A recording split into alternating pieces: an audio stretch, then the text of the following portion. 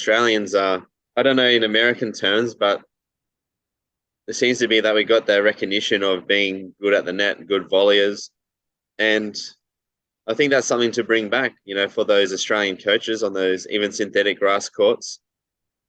But are we naturally good volleyers, or is it because we just did it? I think it's probably the second option, where we just practiced doing it and everyone did it, so everyone just kept doing it when they saw the benefit of it and they became confident.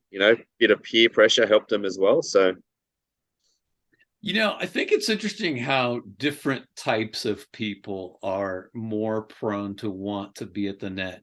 And it could yeah, be that Aussies, they want to steal a point at the net. Maybe that yeah, goes way back, they like to to be aggressive. Yeah, it's yes, but to the aggressive history of the island, right? So maybe that's it. But there's a time honored tradition of so many great Aussie volleyers in singles and doubles that it's kind of a point of pride. It becomes part of the culture. So um, and in America, I mean, we've probably taken more pride at our powerful baseliners than any other type of play. We for whatever reason, and that might be because we like race cars. We like the speed of shots. yeah. We like to see things go fast, right? So we have baseball, we have fastballs in baseball. We have touchdowns in football.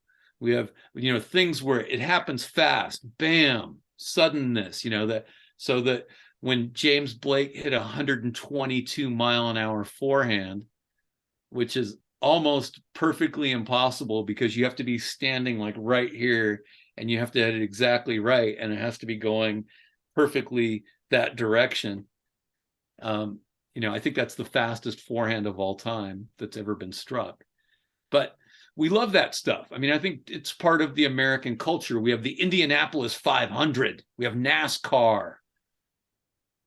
I I think want to I go think fast. that's the reputation. It's the American reputation of being big and fast, Hulk like world champions in their mindset. At least they have a national tournament, and the winner of the national tournament's automatically the world champion. It's just that, yeah, look big, look impressive, look fast, look strong, and even the Right. movies they make, they represent that. And I think even though Australia has a different culture, I think Australia tends to people they either protest that, like they just kind of revolt against the Americans, or they follow the Americans. And I think the following is happening more and more these days. So Australians become a lot more baseliney type of players. Yeah. Yeah. I mean, it's interesting. I'm very interested to get to know different people and their cultures. And I want to say two things. One, I did a master's in education, and in that it was cross-cultural education. And I boil all of that education down to one statement that was in one of my books.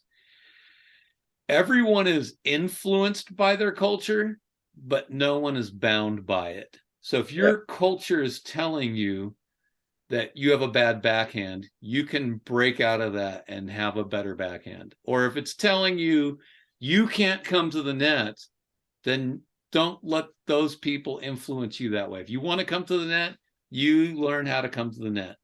And there will be some overcoming of fear, and there will be some challenging of your comfort zone that happens in order to make that happen.